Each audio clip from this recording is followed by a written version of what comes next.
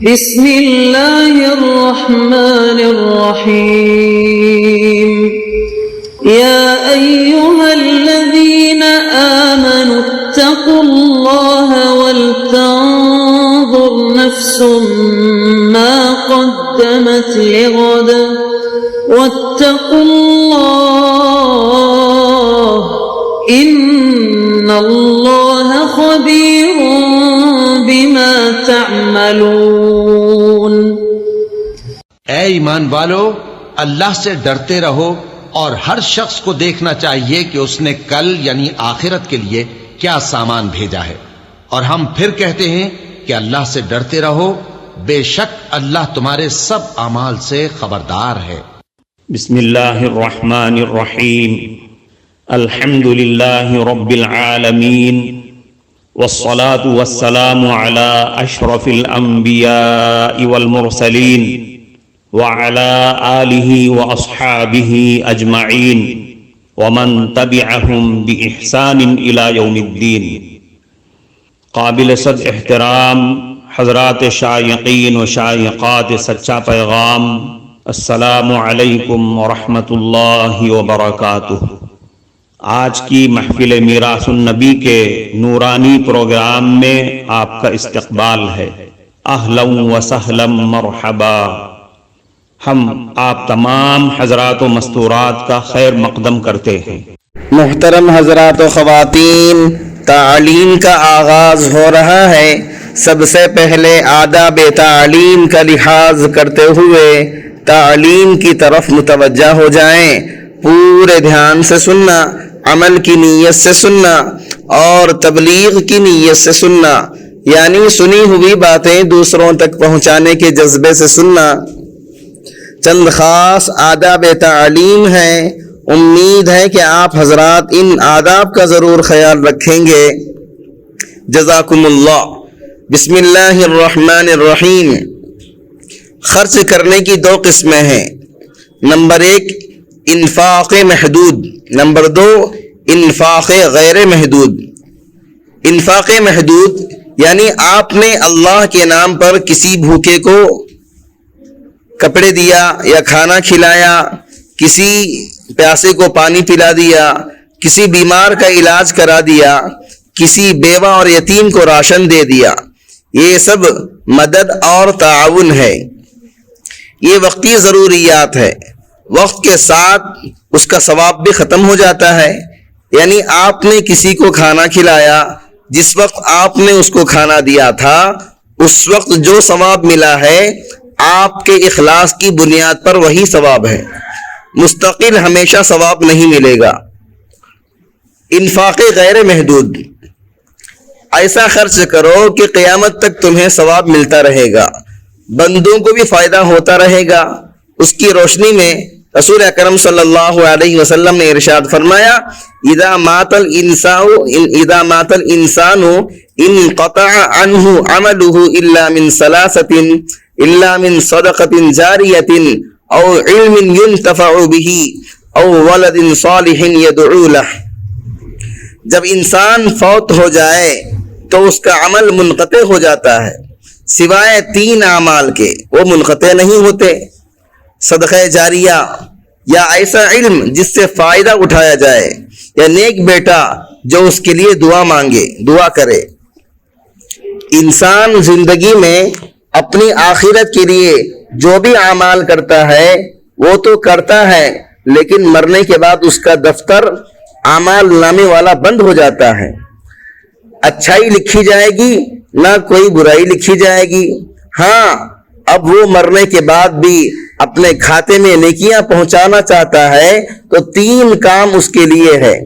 پہلا کام یہ ہے کہ اپنی اولاد کو ایسی تربیت کیا کہ اس کے ذریعے سے اولاد نیک اعمال کرتی رہی اور والدین کو بخشتی رہی، یا دوسرا کام حافظ قرآن بنا دیا، اب دوسروں کو بنا رہا ہے۔ کوئی تصنیفی کام کیا اور لوگ اس کو پڑھ کر استفادہ کر رہے ہیں۔ اسی طرح اپنی جائیداد چھوڑ کر اللہ کے لیے وقف کر دیا تاکہ لوگ اس سے فائدہ اٹھائیں، تو اسے قیامت تک اللہ تعالیٰ ثواب دیتے رہیں گے۔ مثال کے طور پر اگر کسی نے اپنی زمین اللہ کے لیے وقف کر دی اور وہاں پر مسجد بنا دیا، وہاں پر مدرسہ تعمیر کرا دیا، وہاں پر یتیم خانہ تعمیر کر دیا، وہاں پر غریب یتیم بیوہ جو بھی ضرورت مند لوگ ہیں وہ آ کر گزارا کریں، وقف کرنے والے کو ثواب ملتا رہے گا۔ وقف کا ثبوت قرآن کریم سے، جب قرآن کریم کی آیت نازل ہوئی لَن تَنَالُوا الْبِرَّ حَتَّى تُنْفِقُوا مِمَّا تُحِبُّونَ وَمَا تُنْفِقُوا مِنْ شَيْءٍ فَإِنَّ اللَّهَ بِهِ عَلِيمٌ، تم ہرگز نیکی کو نہیں پا سکو گے جب تک راہ خدا میں اپنی پیاری چیز خرچ نہ کرو، اور تم جو کچھ خرچ کرتے ہو اللہ تعالیٰ اسے جانتا ہے۔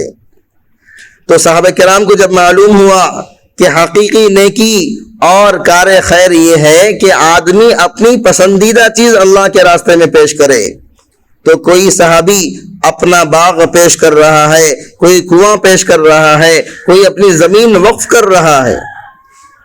وقف کا ثبوت حدیث سے، اذا مات الانسان انقطع عنه عمله الا من ثلاثة الا من صدقة جاریة او علم ينتفع به او ولد صالح يدعو له، جب انسان فوت ہو جائے تو اس کا عمل منقطع ہو جاتا ہے، ختم ہو جاتا ہے، سوائے 3 اعمال کے وہ منقطع نہیں ہوتے۔ نمبر 1 صدقہ جاریہ، یا ایسا علم جس سے فائدہ اٹھایا جائے، یا نیک بیٹا جو اس کے لیے دعا مانگے۔ صدقہ جاریہ کی صورت وقف کی طرح ہے، اصل شے کو محفوظ رکھتے ہوئے اس کے منافع سے لوگ فائدہ ہمیشہ اٹھاتے رہیں، اور وقف کرنے والے کو زندگی میں بھی مرنے کے بعد بھی جب تک اس کی وقف کردہ چیز باقی ہے ثواب ملتا رہے گا۔ سب سے پہلا وقف نبی کریم صلی اللہ علیہ وسلم نے کیا۔ رسول اکرم صلی اللہ علیہ وسلم نے مدینے میں 7 باغوں کو وقف کیا، جو اسلام میں پہلا وقف خیری تھا۔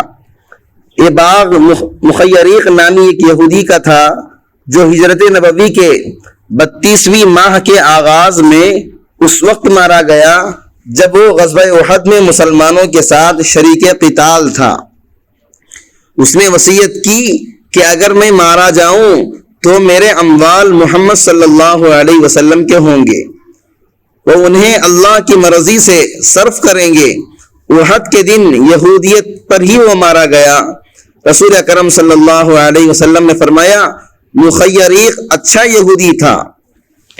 رسول اکرم صلی اللہ علیہ وسلم نے ان 7 باغ کو قبضے میں لے لیا، پھر انہیں صدقہ یعنی وقف کر دیا۔ پھر اس کے بعد عمر فاروق رضی اللہ عنہ کا وقف ہوا، پھر صحابہ کرام کے اوقاف مسلسل ہوتے گئے۔ محترم ناظرین کرام، اس دینی اور ایمانی بیان کو سننے کے دوران ہی اس کو لائک کر دیجئے اور شیئر بھی کر دیجئے تاکہ دوسرے بھی اس سے فائدہ اٹھا سکیں۔ اللہ آپ کو جزائے خیر عطا فرمائے۔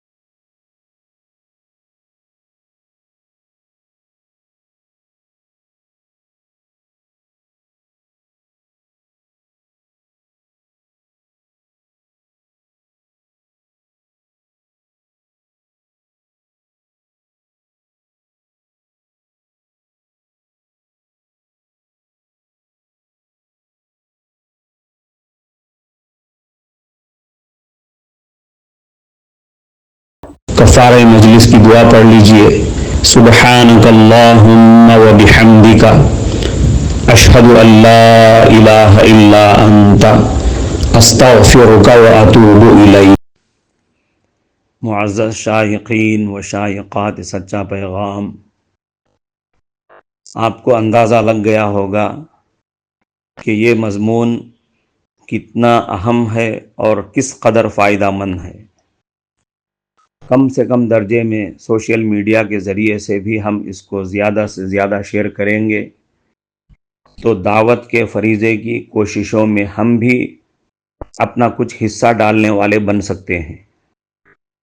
لہٰذا زیادہ سے زیادہ اس کو عام کریں تاکہ پوری دنیا کے ہندوؤں کی غلط فہمی دور ہو جائے اور انہیں یہ زمینی حقیقت معلوم ہو جائے اور وہ اپنے اصل مذہبی لیڈر پیغمبر آخر الزماں حضرت محمد الرسول اللہ صلی اللہ علیہ وسلم کو ماننے پر مجبور ہو جائیں اور کلمہ پڑھ کر آپ کے ساتھ ساتھ وہ بھی جنت میں جانے والے بن جائیں.